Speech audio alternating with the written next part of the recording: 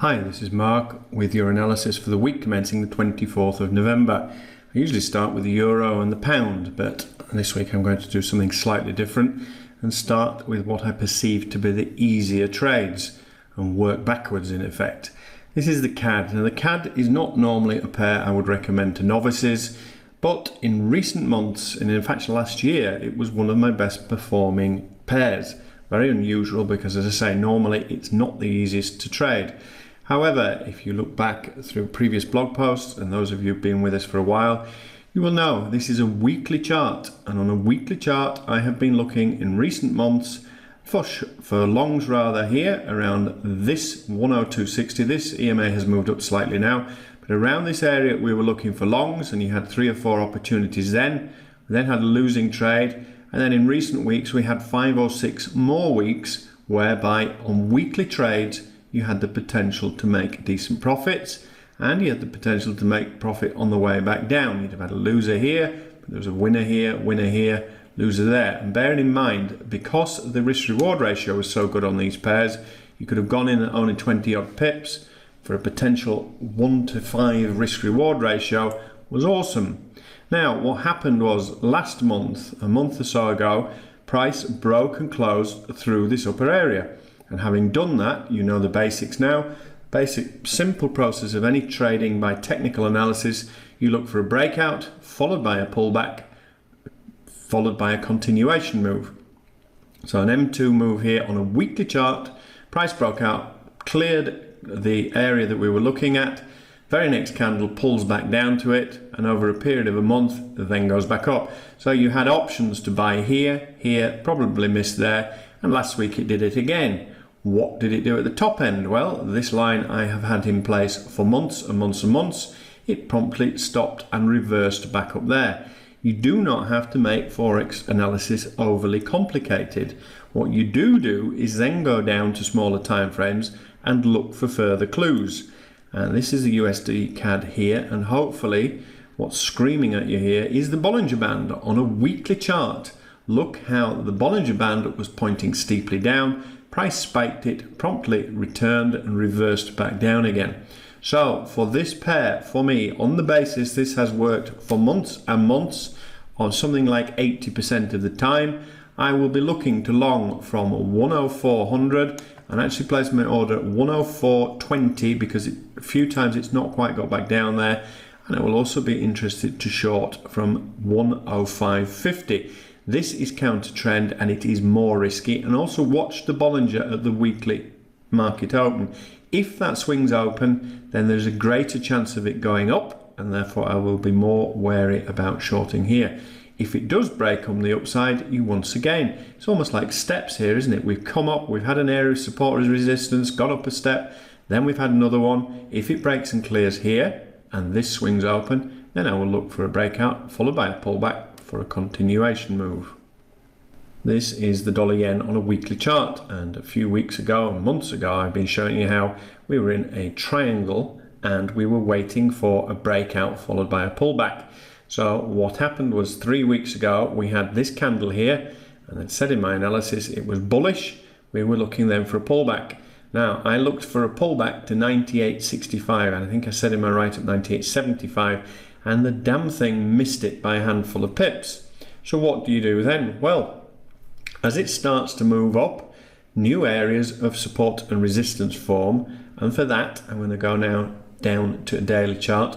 Notice again on this pair how the upper Bollinger Band in effect had slammed the gate shut on price. So price is currently outside it. Watch at the market open for the dollar yen. If this swings open, then in effect it's giving price permission to go, and it might simply continue to race up. But as ever, I look for pullbacks.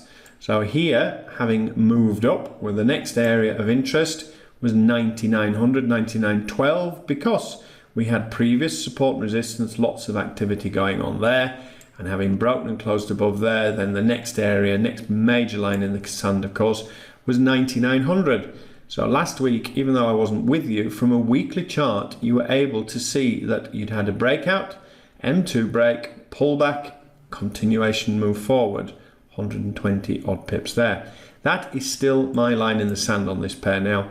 It may carry on, and if it does, then I'll have to revise my estimate. On a daily though, have a look here, 99.89, whole but 100. It has been major previous support and resistance. We've had a breakout again. I now need a pullback with a view for a long. Another one, euro pound. This is a euro pound on a weekly chart, and I showed you in recent weeks we were in a triangle breakout. And again, triangle breakouts, there's two things to note here. The theory goes you measure from the top to the bottom, and the middle figure there, 280. Ignore the last number, it's a 5-digit platform. But 280 pips should be reflected in a move down here. In which case, the theory goes we should be on for a breakdown here. But notice what's been happening with this pair in recent weeks and months. We have been coming down and slamming into this weekly 200. And it has done it on 5, 6 or 7 occasions. And what I said to you a few weeks ago, I wasn't going to short in this current position unless or until 8300 broke. And the reason being, we've got the monthly 55 EMA down here, and notice how in this month price has bounced off it to the pip. Not 8300, it's bounced off the monthly 55. And simply what's happening here is price is bouncing back up of here and back down from here. So if it comes back down here again, yes, I will be interested for a counter trend long. If it comes back up here, I will especially be interested to short. And the big potential move on this for me is if we break and close below 8300, then you look for the pullback, and there is a lot of space under here for a move back down to say 7500, which is where we were around last July, 7700. So there's a lot of free space here, but at the minute we're just bouncing along. And as I've just shown you on your CAD, you could do this off a weekly chart if you so chose. Same pair on a daily. If you're going to look intraday, then 8400 has been important. EMA is rolling over. Down here there was a clue. This is MACD divergence. Even though price was falling, MACD was going back up, so that was a clue we were on for a back up. But I would be interested intraday. I will watch for candlestick formations and what's going on. 8400 may not get back up to this weekly 55. This will move down slightly anyway, but I would be interested here. So you would look to enter here, stop above there with potential 1 to 2, 1 to 3 risk reward ratio down here. And I say the more conservative amongst you, wait for a break and close below 8300. If it says off back up here, I would wait all the way to 87 for a move back down again, but we'd cover that later in the week. Now the pound. The pound, again, from a weekly chart, and I'd said to you a few weeks ago, if we got a break and close above this monthly 55 EMA, look for a pullback with a view to a long, and it did it. And again, this is a weekly chart, guys. This is not sitting there for hours on end, day after day, looking for trades. This is from weekly analysis. You've had a 160 pip move from an M2 break on a weekly chart. Now, what do you do next? Well, this is now a little bit more tricky because we're at an upper area here. We could be on for a triangle breakout, which I've just shown you how it works. So the theory is it could be a 1400 pip move here. However, we've got MACD divergence here. It's all a bit messy, and it's a double treble top area. So I am a little bit wary here. The conservative way to play it is look for a pullback again, all the way back down here. And you'll be looking around 160, 100 because of course the next candle will form here. So anywhere around 160, 100, I will be interested to long. Here you may be looking on a shorter time frame, consider potential shorts back down. The final option, so this is the conservative. The other conservative entry is let price break and close above all this lot and then think of an M2 pullback. But we are in a clear uptrend on this pound on a weekly chart. We've had a couple of months of sideways movement, but this was a move that started last June, and we have had a lot of positive pound news coming out now, drip drip for months. So technically I'm only interested to long. Here is the main area, or a break and close above here, and we could be on for a move up at least to this monthly 200 EMA. Same pair on a daily chart. And I was just showing about MACD, and again we had clues on this MACD in the past, and this I've left this on from before. Price here was at the same point, and yet on MACD it looks as though this was lower than that area. So that was the clue of a turn back down. At the moment, we don't have a clue on the daily, but on a 4-hour, we do have some MACD divergence, because if you look here, price is going up, and if you look here, MACD is going horizontal or down. So it's all a bit weak. But anyway, if you're trading it intraday and you're looking on a 4-hour, we're looking around 161.50 for that pullback. Euro is messy. Fundamentally, I can't believe that the euro's been going up lately, but it just seems to be the way of the world. Everything's now fine in the eurozone. Oh no, it's not. We're now down to 0.25% interest rates and talk of going lower, because the fear is deflation. On top of that, the Spanish are now supposedly free, but living here, you know that the banks are all as bent as a 9-bob note, as we used to say in England, and therefore you can't trust anything. And everybody's gone very quiet about Italy. Italy is a very large economy, and it's in a shambolic mess, and yet there doesn't appear to have been a major focus on them. And what tends to happen in the eurozone, spin the bottle, and now we're going to look this month at Italy. Beware. Anyway, technically, we have broken and closed out of a triangle. It's starting to move up here. It's all a bit iffy for me, but this is on a daily.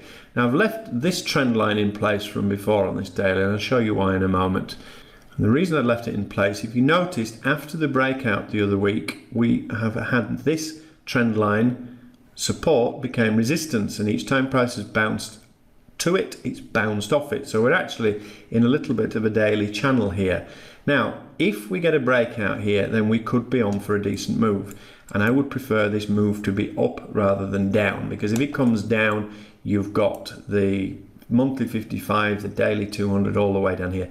But a clear break and close above here, 35, 50, 60 area, I will be interested to long, because if you look at the triangle scenario, current triangle, 400 odd pips, that would take us up here, anywhere up around 140. So, illogical as it may seem, we may be on for a run for Christmas. Flip side is, we'll look on a 4-hour chart, and on a 4-hour chart, you start looking for clues about bounces back down, because let's face it, if we're in a channel, then it's going to come back down, and this is what you look for. You look for candlesticks where they come up, touch the line, reverse, indecision candlesticks, etc. for potential moves back down.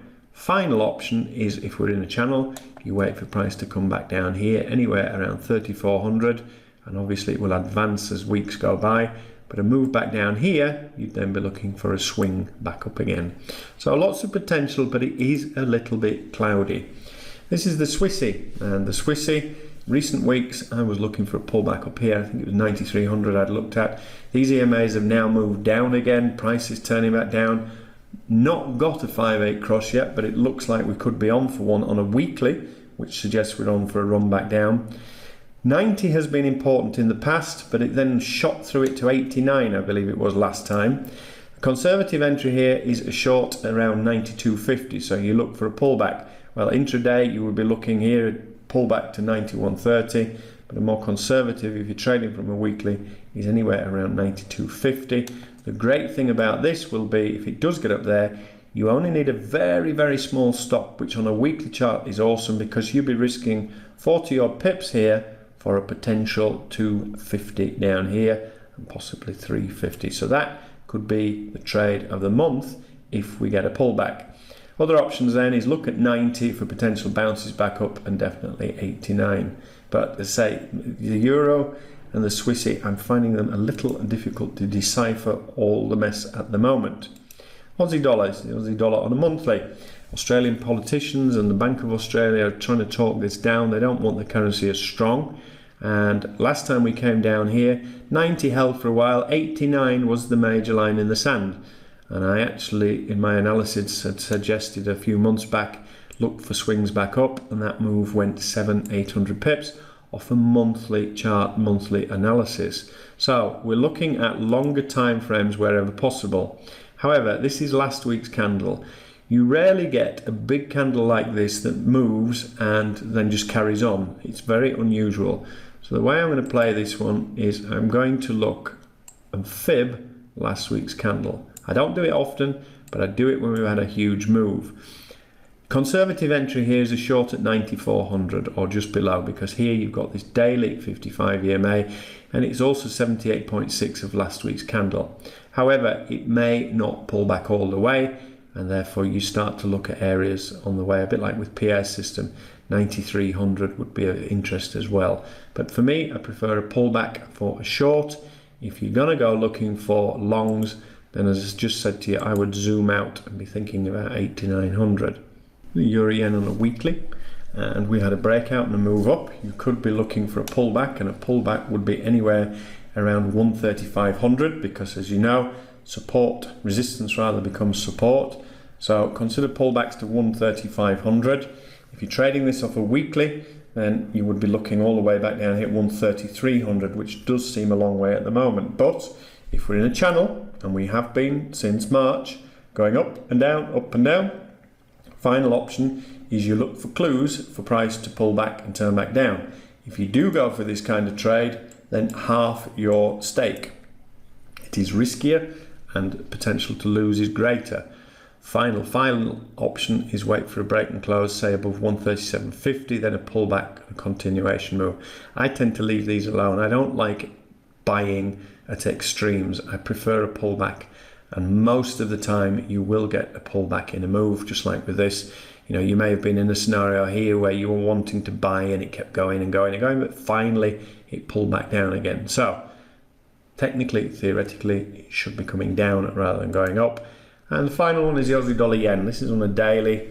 The problem with this, I think this was one I showed you the other week. We were looking potential breakout, and I said I didn't like it because of this 55. And what did it do? Last week, twice it came down. Thursday, it bounced off it, fingers in the fire, and back up. And Friday, it's gone and sat on it. The problem is, even if this breaks now, yes, we've got a trend line break, but even if it breaks, your 200 is just down below it as well. So it's just too messy for me. Better option for me with this would be if it turned back up again and started to look bullish, then I'd be more interested. Or you look for a close below 92.25, this 200 EMA. Clear close, I'd wait for it on a daily personally, then a pullback, then a move. And then we've got a lot of fresh air down here. We've got no obstacles in the way in terms of EMAs. Okay, there are trades to be had. Get in the habit of looking at longer term, because ideally for me, I just want to place orders on a Sunday and walk away. And if that is your goal as well, get into the habit, make your decisions on a Sunday. If it does this, I will do that, and walk away. Have a great week.